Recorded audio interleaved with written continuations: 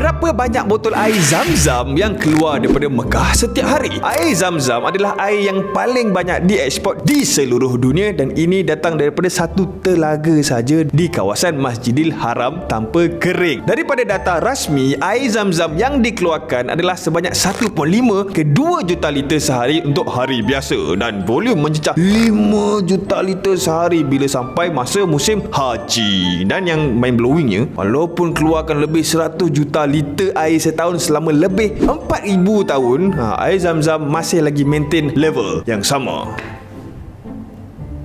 Ya bang, apa khabar bang? Rindu saya kat abang ni. First time jumpa. Macam ni bang, kita ada sukan gores dan benang bang. Kalau kena, boleh menang pergi haji bang. Lol, siapa jaya ni? Aduh bang, saya ni nak tolong abang je bang. Siap ada free air Zam-Zam ni bang. Tipu lah. Abang gores je bang. Ya lah.